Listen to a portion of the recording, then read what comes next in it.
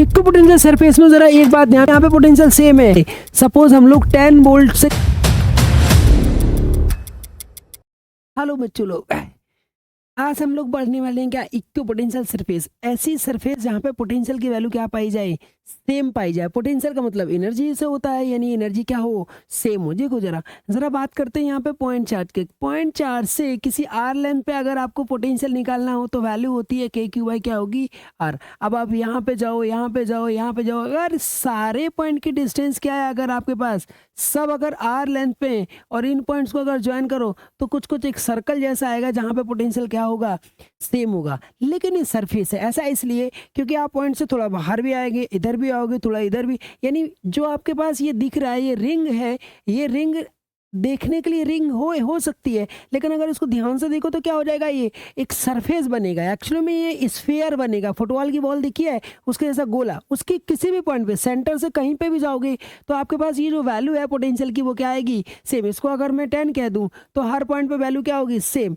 ऐसी सरफेस है जहाँ पे पोटेंशियल की वैल्यू क्या है, हो सेम हो, उन्हें क्या बोलते हैं, इक्वी पोटेंशियल सरफेस बोलते हैं। ये आपके पास इक्वी का मतलब क्या है, सेम, और पोटेंशियल मतलब एनर्जी, यानी सेम एनर्जी वाली सरफेस या सेम पोटेंशियल वाली सरफेस। ऐसी सरफेस जहाँ पे पोटेंशियल की वैल्यू क्या होती है, सेम होती है, उसे हम क्या बोलते हैं बेटा, इक्वी पोटेंशियल सरफेसेस। ओके, तो हम लोग कुछ पॉइंट को जरा समझते हैं। यहाँ पे देखो, यहाँ क्या लिखा हुआ है, equipotential surface are the 3D space where the every point have the same potential. वही 3D स्पेस का मतलब क्या हो गया, ये आपके पास अगर चार्ज पॉइंट है तो कैसा हो गया, आपके पास एक शेप बन गया। कैसा शेप बन गया, स्फेरिकल। ये बेसिकली गोला नहीं है, कैसी है, स्फेरिकल, ये रिंग टाइप स्ट्रक्चर। जैसे अगर लाइन चार्ज आ जाए तो आपके पास क्या बन जाएगा, एक तरीके से क्या बन जाएगा, ये सिलेंड्रिकल फॉर्म बना लेगा इस तरीके से।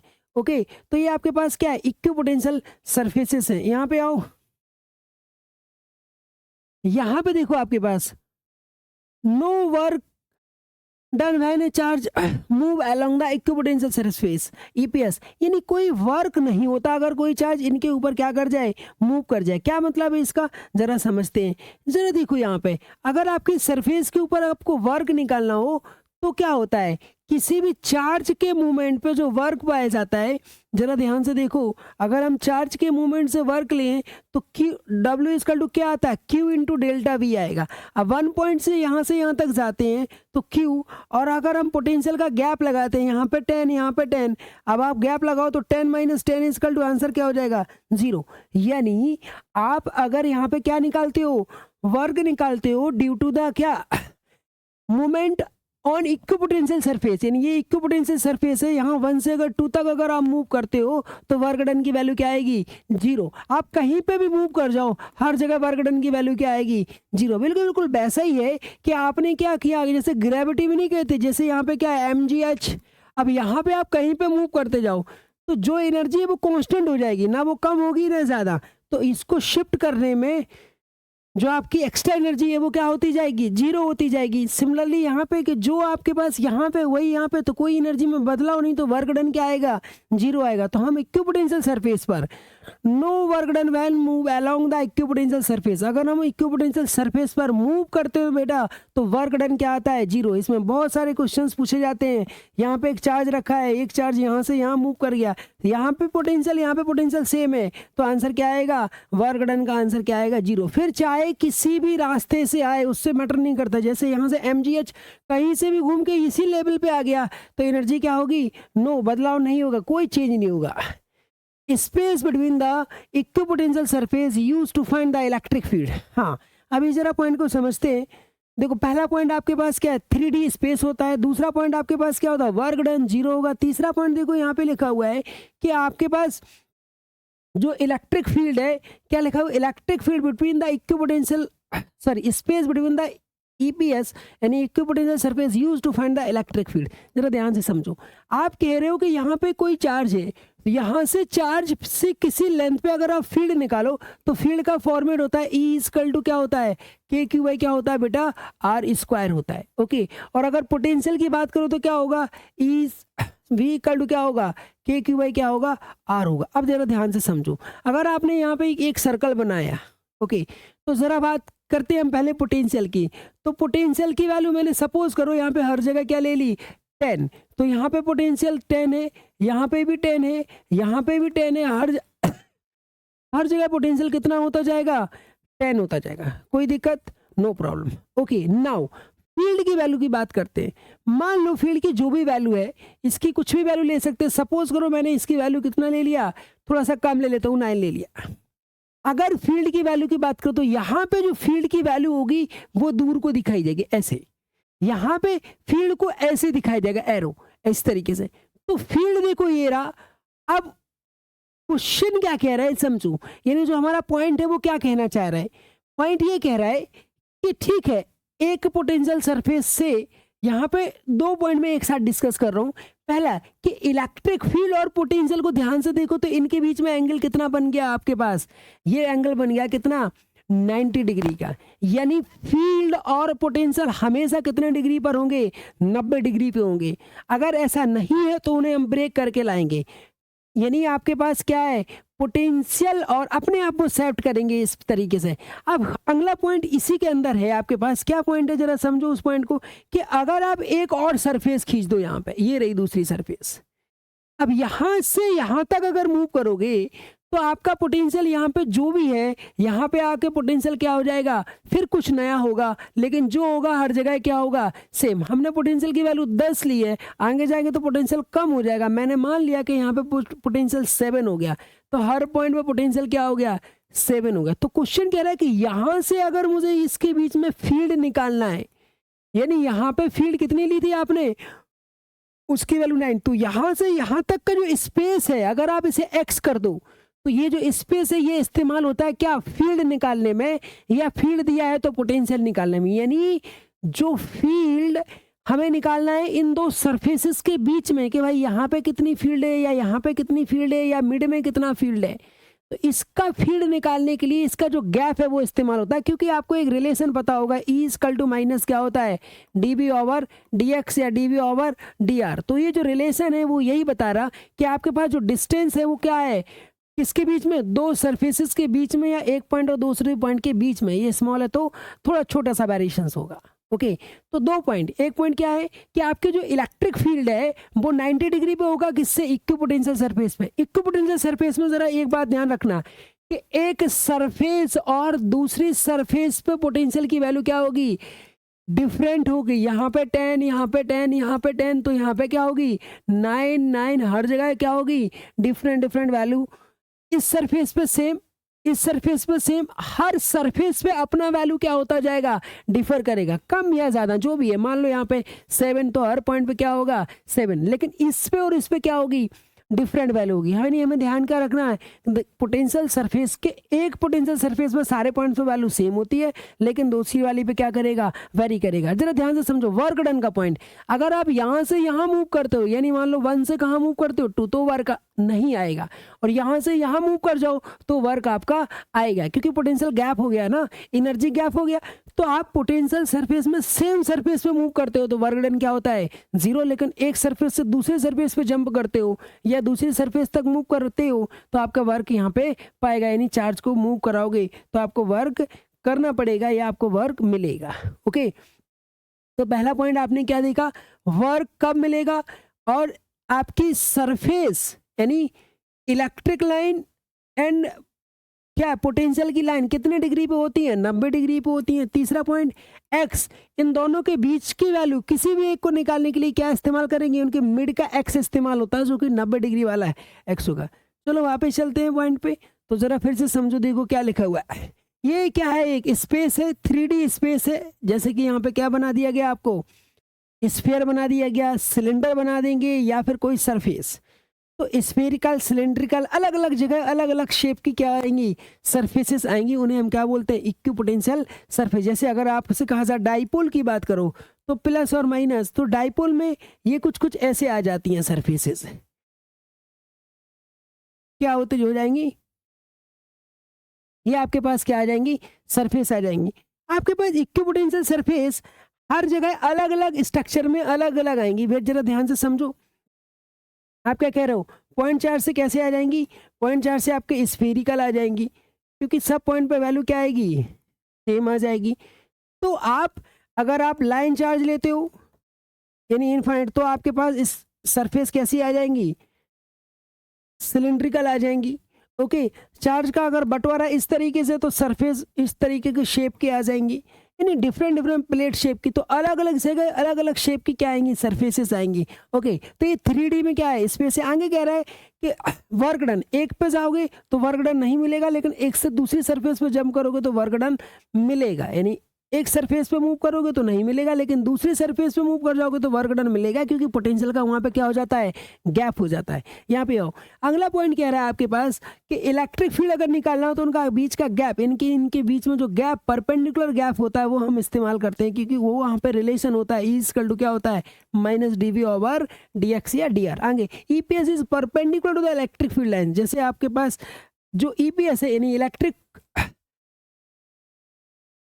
पोटेंशियल, यानी पोटेंशियल की जो लाइन है और इलेक्ट्रिक की जो लाइन है, दोनों में देखो ये आपके पास EPS यानी इलेक्ट्रिक या इक्विपोटेंशियल सरफेस EPS, और ये आपके पास क्या है, इक्विपोटेंशियल सरफेस और इलेक्ट्रिक लाइंस के बीच में एंगल कितना बन जाएगा, 90 डिग्री का। इलेक्ट्रिक लाइंस इस तरीके से जाएंगी, ठीक है ना, और पोटेंशियल देखो हर जगह कितने डिग्री पे होगा, 90 डिग्री पे। तो आप क्या कहोगे, इलेक्ट्रिक लाइंस और पोटेंशियल के बीच में कितना डिग्री आएगा, 90 डिग्री। अब देखो बात करते हैं, अगर आपके पास यही कैसे आ जाए बेटा, ये वाली वैल्यू आपके पास अगर मान के चलो आपके पास यूनिफॉर्म फील्ड आ जाए, ऐसे मान लो ये यूनिफॉर्म फील्ड इलेक्ट्रिक फील्ड आपको दिया हुआ है, तो यहाँ पे अगर आपसे कहा जाए कि पोटेंशियल सरफेस बनाओ, तो ये बिल्कुल वर्टिकल लाइन्स आएंगे ऐसे इस तरीके से, और ये वर्टिकल लाइन्स यहाँ पे जब हम फील्ड की तरफ जाएंगे तो पोटेंशियल की वैल्यू क्या होने वाली है, कम होने वाली है। फील्ड के अलोंग पोटेंशियल की वैल्यू क्या हो जाती है, कम हो जाती है। मतलब ये है कि यहाँ पे अगर हम क्या दिखाते हैं, 15 दिखाते हैं, तो आगे हमें क्या दिखाना होगा, कुछ कम 10, यहाँ पे क्या दिखाना होगा, 5। फील्ड की तरफ मूव करेंगे तो पोटेंशियल की वैल्यू क्या हो जाती है, कम होती जाती है, फील्ड की तरफ मूव करेंगे। ओके, नेक्स्ट अगर आपसे बात की जाए यहाँ पे, इस लाइन के सारे पोटेंशियल क्या होंगे, सेम होंगे, क्योंकि ये इक्विपोटेंशियल सरफेस है, इसका डिफरेंट होगा। ओके, अगर आप यहाँ पे कोई पॉइंट उठा लो 1, 2 और 3, तो इलेक्ट्रिक फील्ड और पोटेंशियल में यहाँ पर रिलेशन लिख सकते हो। इलेक्ट्रिक फील्ड देखो यूनिफॉर्म है तो सब जगह सेम होगी, यानी E1 = क्या होगा, E2 = क्या कहेंगे, E3। हमने स्पेस सेम लिया। इलेक्ट्रिक फील्ड का रूल क्या है, जो लाइन पैरेलल होती है और स्पेस सेम रहता है, सब में स्पेस सेम है, तो इलेक्ट्रिक फील्ड सबकी क्या होगी, सेम। लेकिन पोटेंशियल किसका ज़्यादा होगा, 1 का ज़्यादा होगा, फिर किसका होगा, 2 का होगा, फिर किसका होगा, 3 का होगा।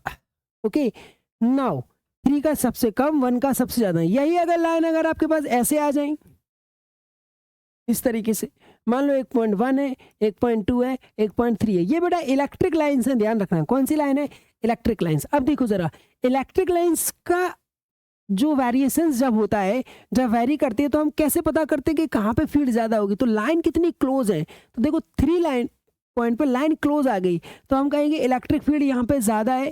फिर उससे क्लोज कहाँ पे है, 2 पर, तो 2 पर होगा, और फिर कहाँ पर होगा, 1 पर होगा।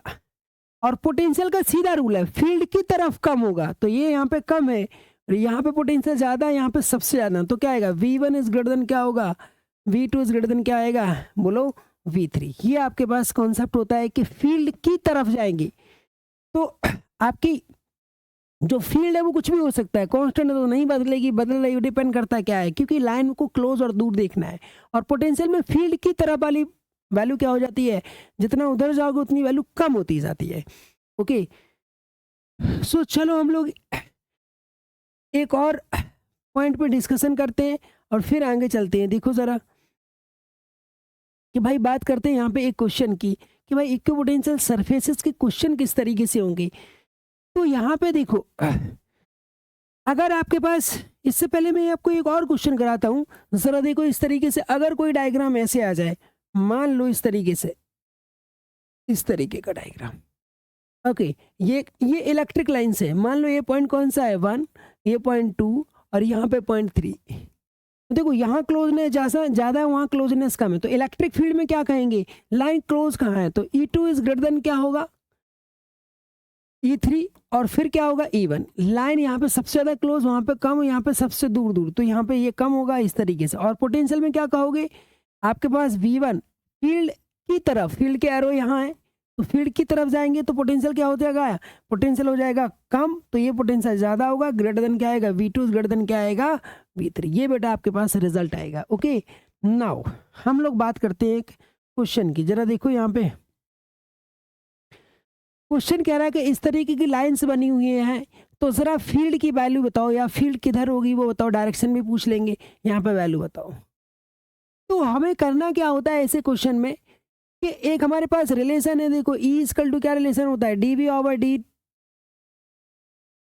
माइनस dv ओवर dr या dv ओवर dx, जो भी कहना है ये। या फिर हम क्वेश्चन को क्या कर सकते हैं, यहाँ से या तो वेक्टर ले आओ E का और इसका और क्या करो मल्टीप्लाई करो, या फिर हम क्या करेंगे इसको सॉल्व करेंगे विदाउट वेक्टर। अब विदाउट वेक्टर कैसे सॉल्व होगा, हमें करना क्या है देखो फील्ड का अभी अभी हमने रूल पढ़ा है कि जैसे हम फील्ड की तरफ जाएंगे तो पोटेंशियल क्या होता जाएगा, यानी V की वैल्यू क्या हो जाएगी, कम होती जाएगी। यहाँ पे V अगर 10 है तो 9 होगा, 5 होगा पोटेंशियल, यानी ये भी आपके पास क्या हो जाएगा V1, V2 और V3, पोटेंशियल कम होते जाएंगे जैसे जैसे अंदर को जाएंगे।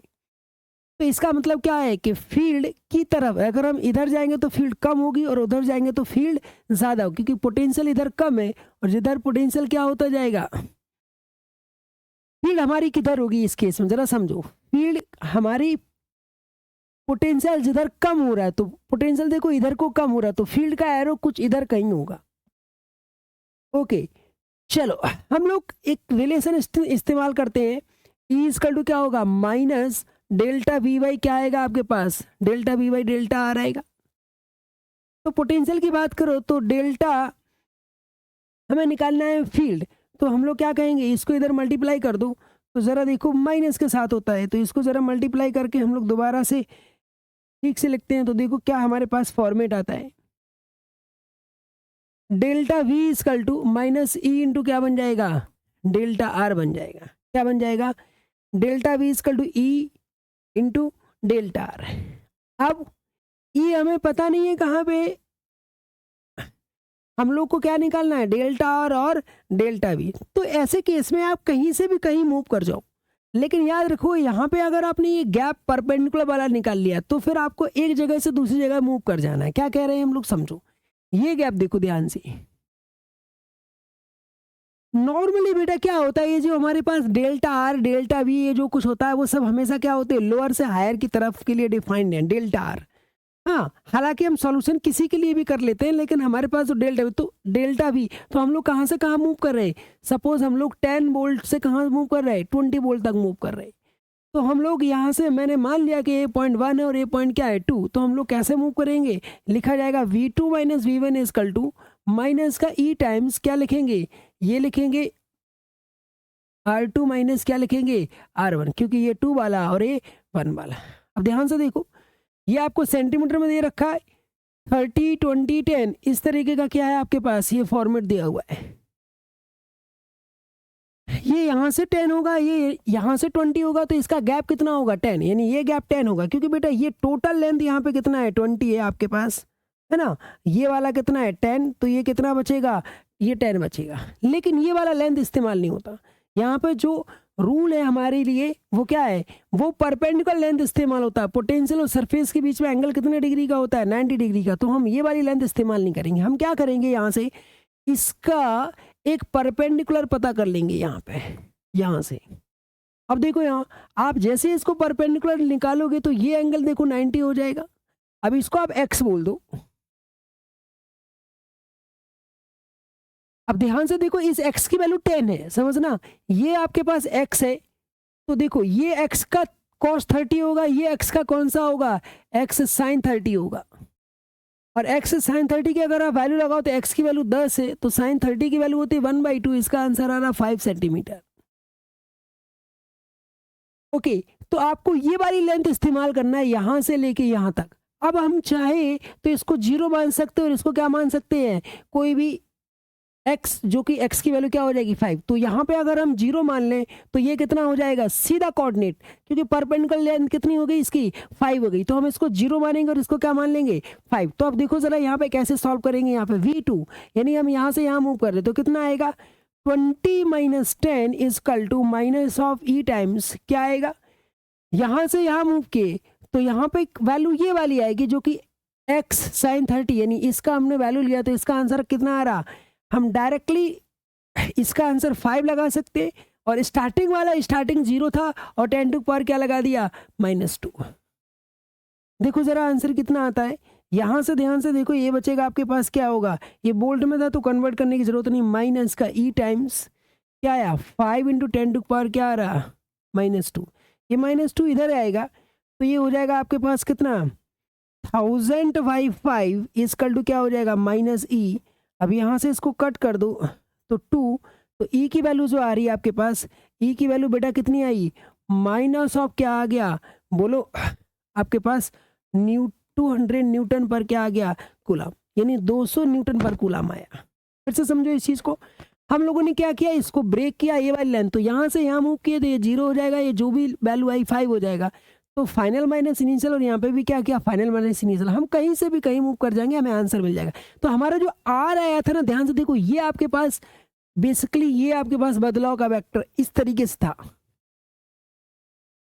और हमारी फील्ड के अंदर क्या आ गया माइनस आ गया, तो फील्ड के अंदर माइनस आ गया मतलब इसके जस्ट रिवर्स होगा, इसके जस्ट कहाँ होगा रिवर्स, और इसके रिवर्स का मतलब क्या हुआ कि पक्का फील्ड कहाँ रही होगी यहाँ कहीं रही होगी, यानी फील्ड यहाँ से इस पर्टिकुलर वेक्टर की कितने डिग्री पर रही होगी जस्ट 180 घूम गई होगी, यानी हमारा अगर आर यहाँ पे था तो फील्ड हमें कहाँ मिलेगी, ये आपके पास आर वेक्टर या चेंज ऑफ आर था, तो अब हम फील्ड के एरो अगर लें तो फील्ड के एरो के आएंगे जो को माइनस शो कर रहा है कहाँ आ रहा जस्ट रिवर्स आएगा, इधर आपके पास वैल्यू आएगी। अब इधर जो भी है आप इसको चाहो तो फिर ये आपके पास ई नेट आ गया जिसका वैल्यू कितना है 200, अब फिर हम चाहें तो इसका वेक्टर बना सकते हैं। वेक्टर कैसे बनाएंगे, इसको यहाँ तोड़ लो इसको यहाँ तोड़ लो, वो सारी चीज़ें अपनी जगह हो सकती हैं, लेकिन आपके पास आंसर कहाँ आ गया इस आर के जस्ट 90 डिग्री पे। चलो हम लोग इसका वेक्टर भी बना के जरा देख लेते हैं कि भाई वेक्टर कैसे बनेगा। तो एक नया टैब लेते हैं और समझते हैं, जरा देखो ये आपके पास आया यहाँ पे वैल्यू, यहाँ से जो हमने लाइन यहाँ पे ली थी वो इस तरीके से आई थी, जो कि ये आपकी लाइन किसको रिप्रेजेंट करेगी इलेक्ट्रिक फील्ड को रिप्रेजेंट करेगी। अब ध्यान से देखो ये वाला एंगल आपके पास कितना था 30 था, ये 90 था, तो ये वाला कितना होगा 60, और ये वाली लाइन और ये वाली लाइन क्योंकि सारी लाइन्स कैसी आती जाएंगी पैरेलल आती जाएंगी, तो ये 60 होगा तो ये भी क्या होगा 60 होगा। इस ई की वैल्यू आ चुकी है कितना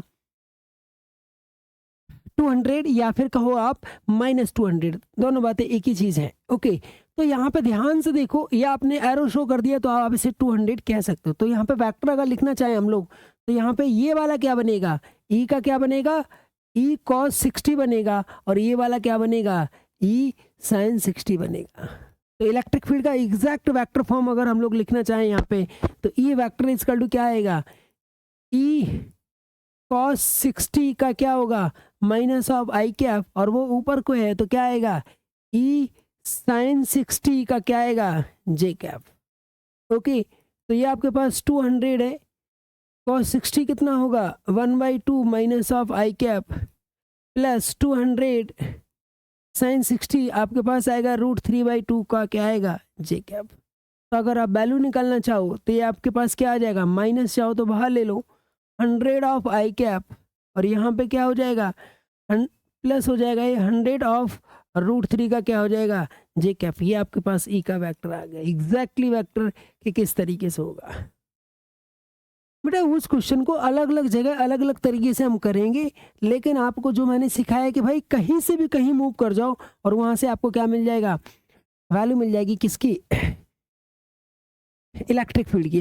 अब देखो जरा एक और क्वेश्चन यहाँ पे पूछा जाता है आपसे कि यहाँ से यहाँ मूव कर गया एक चार्ज, यहाँ पे ये मान के चलो 5 कूलम पॉजिटिव 5 कूलम का चार्ज है, और इस पॉइंट के कोऑर्डिनेट आपको दिए ए कॉमा क्या दिया है 0, और इसका कोऑर्डिनेट दिया है 0, ए। यहाँ से यहाँ मूव कर गया, अब किसी भी रास्ते से यहाँ मूव करा दो तो आपको वर्क डन क्या मिलेगा 0 मिलेगा। W इक्वल टू क्या आएगा जीरो। क्यों जीरो है? क्योंकि यहाँ का पोटेंशियल और यहाँ का पोटेंशियल क्या होगा? सेम, क्योंकि ये इसका यहाँ पे जो इफेक्ट है, किसका? इसका। तो जो पहले से इफेक्ट है, इसका इफेक्ट क्या रहेगा? सेम, यानी पोटेंशियल सेम है बेसिकली। तो वर्क जो आता है वो आता है क्यू इंटू क्या आएगा? डेल्टा वी आएगा।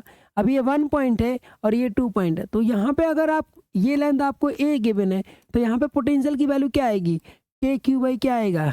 ए आएगा। अब यहाँ पे भी पोटेंशियल की वैल्यू क्या आएगी? के क्यू बाई क्या आएगा? ए आएगा। तो जब हम यहाँ पे चेंज अप्लाई करेंगे तो क्या आएगा? V2 माइनस V1, कोई भी एक V1 मान लो, एक V2 मान लो, जहाँ पे मूव करे, तो आंसर क्या हो जाएगा? वर्क का जीरो हो जाएगा। ओके, तो यहाँ आपके पास आपको ध्यान रखना है कि जब कभी वर्क का क्वेश्चन हो तो अक्सर क्वेश्चन में डायग्राम इस तरीके से दिया जाता है कि हम क्या हो जाते हैं? कंफ्यूज हो जाते हैं कि भाई वहाँ पे अक्सर अगर पोटेंशियल सेम हो जाए तो वर्क डन की वैल्यू क्या होती है? जीरो होती है। ओके, तो आज के लिए इतना ही। Thank you so much.